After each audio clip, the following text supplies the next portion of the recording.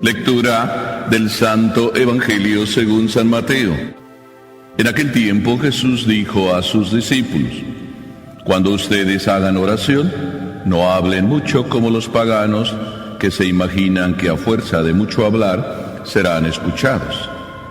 No los imiten, porque el Padre sabe lo que les hace falta, antes de que se lo pidan. Ustedes pues oren así: Padre nuestro que estás en el cielo, santificado sea tu nombre, venga a tu reino, hágase tu voluntad en la tierra como en el cielo. Danos hoy nuestro pan de cada día, perdona nuestras ofensas, como también nosotros perdonamos a los que nos ofenden. No nos dejes caer en tentación y líbranos del mal. Si ustedes perdonan las faltas a los hombres, también a ustedes los perdonará el Padre Celestial. Pero si ustedes no perdonan a los hombres, tampoco el Padre les perdonará a ustedes sus faltas. Palabra del Señor.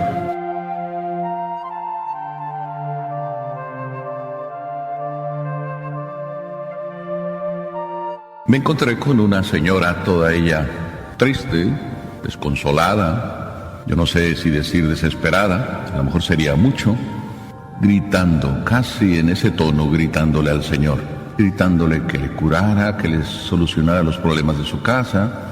En el momento en que estaba diciendo eso, se le ocurrió decir algo que sintetiza lo que realmente ella tenía en su mente. El Señor solo está en lo suyo.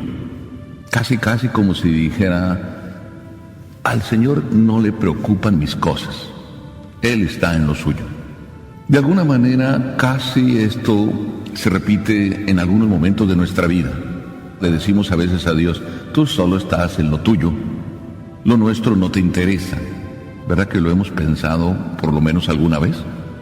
Porque es como la expresión natural de un niño frente a su mami, que de repente le dice: tú solo estás en lo tuyo. Como la expresión natural de un hombre que sufre y en un momento dado su dolor es tan grande que solo ve su dolor y no ve más allá de su dolor. Y se me ocurre pensar que la primera idea que el Señor nos quiere decir es que Dios sabe, antes de que tú le pidas, tus necesidades. ¿Verdad que las mamás saben las necesidades de sus hijos antes de que se las pidan? Entonces Dios es como una grande mamá. Conoce perfectamente cada una de las cosas que nosotros necesitamos, pero quiere que se las pidamos. Pero no solo quiere que se las pidamos. A Dios le interesa mucho que le hablemos, pero a Dios también le interesa que lo escuchemos. Y a Dios le interesa más que lo escuchemos solamente, que captemos lo esencial que hay en nuestras vidas. Dios conoce nuestras necesidades. Tan conoce nuestras necesidades que no hace falta ponernos en ese plan como para llegar a decirle: tú solo estás en lo tuyo, porque lo de Él es lo nuestro. Nosotros somos la preocupación de Dios. Por tanto, de alguna manera, nuestra oración tiene que ser tan sencilla como la típica oración de la viejita que dice: Señor, tú sabes lo que necesito. Si quieres dármelo, pues bien. Cuando quieras, como tú quieras, lo que quieras, donde quieras. Esto está bien clarito, pero a la hora de la hora, ¿cómo estamos sufriendo? El sufrimiento de alguna manera oscurece a veces esto, y por eso en el sufrimiento vemos solo lo que sufrimos, nos importa solo lo que sufrimos, pedimos solo lo que sufrimos, no queremos más que decir que nos quiten lo que estamos sufriendo, y no descubrimos que es algo esencial, sufrir. Hasta ahí lo primero. Si lo primero es decirle a Dios que tú estás en nuestras necesidades, y más bien Dios nos dice que Él ya las conoce, entonces la pregunta en segundo lugar viene como a decírnosla a Jesús: ¿realmente tú sabes tus necesidades? Dios conoce tus necesidades. ¿Tú conoces tus necesidades? Probablemente no. Digo tú y yo, no creas que nada más al decir tú estoy fijándome en ti. Sí y no. Las conocemos, pero obramos como si no las conociéramos, porque andamos buscando otras cosas que no son nuestras necesidades. Entonces Jesús nos dice cuáles son nuestras necesidades, porque por si acaso se nos olvida. Dentro de esas necesidades, Jesús nos enseña a incluirlas en esa oración. Y por eso nos enseñó la oración perfecta, donde están incluidas todas nuestras necesidades. Y la primera necesidad, santificado sea tu nombre. Pero fíjense que en realidad es una sola, porque dice primero, Padre nuestro, para decirnos que la necesidad primera, ahí está, tenerlo como Padre. Y después de tenerlo como Padre, decirle, santificado sea tu nombre. Eso como que no nos suena, que es santificar su nombre. A lo mejor estamos pensando que es ir a misa el domingo. Jesús no nos está diciendo aquí que eso es santificar su nombre. Porque si santificar su nombre sería solo venir a misa los domingos, eso ya lo hacemos. O si santificar su nombre sería, pues eso, como a veces se dice, solo ser católicos calientabancas, entonces no estaríamos haciendo la voluntad de Dios. Pero Jesús continúa diciendo, santificado sea tu nombre, venga tu reino, que es lo mismo. ¿Dónde es que santificamos el nombre? Lo santificamos cuando hacemos que venga el reino de Dios a nosotros. Ustedes pueden pensar, bueno, santificamos su nombre si lo recibimos a Él en la Eucaristía. También esto está incluido. Pero eso no es lo más esencial.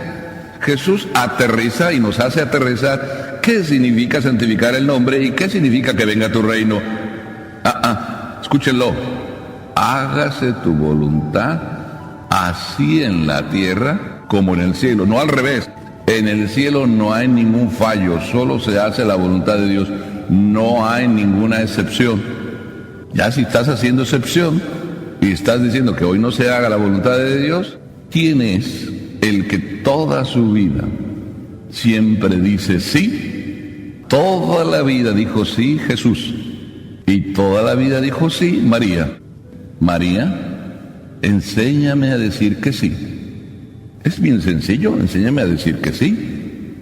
Si es siempre sí, en el matrimonio se cumple y se debe cumplir. Si es siempre sí, la mami que le dijo a su hijo que lo quería, lo tiene que querer siempre, en las buenas y en las malas.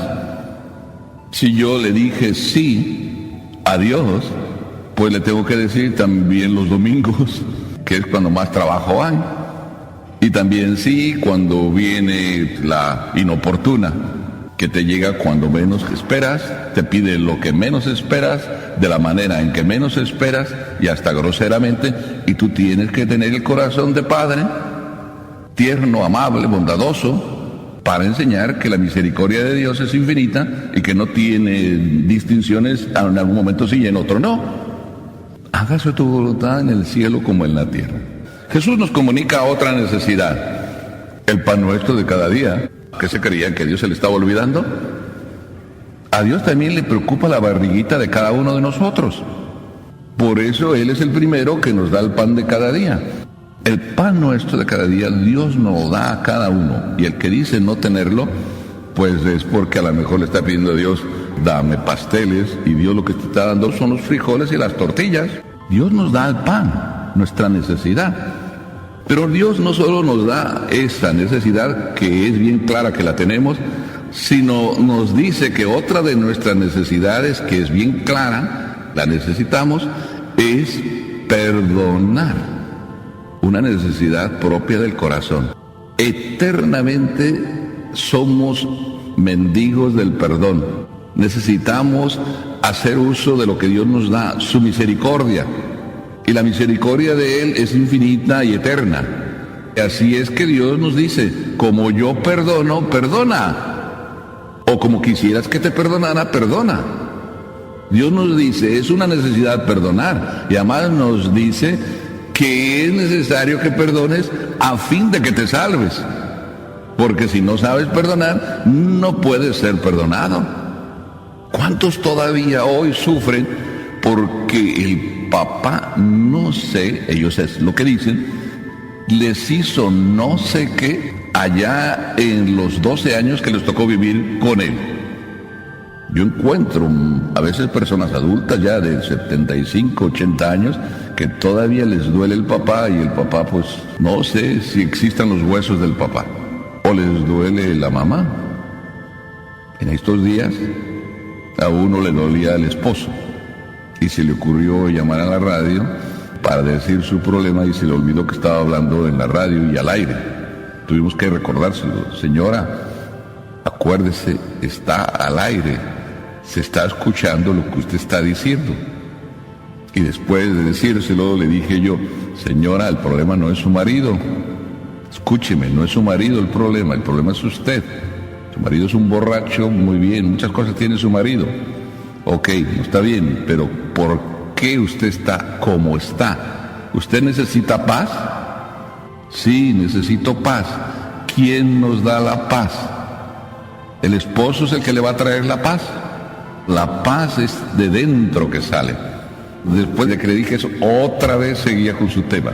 Y yo tuve que cortarle. Dice, señora, perdóneme que le interrumpa. ¿Se da cuenta usted que cuando nombra el nombre de su marido, cómo se calienta?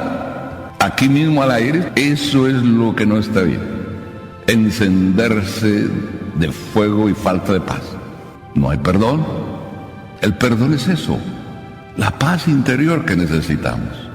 Tan necesidad que Jesús, después de decirnos que esta era la oración, se puso a explicarlo y no explica toda, sino que dice, si ustedes perdonan las faltas a todos los hombres, también a ustedes los perdonará el Padre Celestial. Pero si ustedes no perdonan a los hombres, tampoco el Padre Celestial les perdonará. Eso es lo único que explica. Quiere decir que esta última necesidad que nosotros tenemos es muy importante. Si no, Jesucristo hubiera dedicado también un espacio al estómago para decir, el pan es muy sabroso, procuren darles pan al horno, no le pongan mucha levadura, y hubiera explicado todo cómo tendría que ser el pan. No lo explicó. Tampoco Jesús se puso a explicar qué significaba hacer la voluntad en el cielo como en la tierra, porque queda muy evidente. Pero el perdonar, eso a veces no queda tan evidente. Qué hermoso que Jesús estas tres necesidades nos las diga y nos las incluya en la oración perfecta, para que lo que tú dices, que Dios no se ocupa de tus cosas, no es mentira, te lo está diciendo en la oración, cuáles son las cosas que Él verdaderamente sí se preocupa y que nada más son tus necesidades. El resto, si quieres tú orar sobre otras cosas, puedes hacerlo, pero que estas necesidades nunca se te olviden, y en el Padre Nuestro están incluidas. Así de que qué interesante. Es bien hermoso pensar que Dios sí está en lo suyo, pero lo suyo es lo tuyo. Y esto es lo interesante que tenemos que descubrir. Dios está en lo suyo. Si quieres, acúsalo, pero acuérdate que lo suyo es lo tuyo, y entonces sanarás.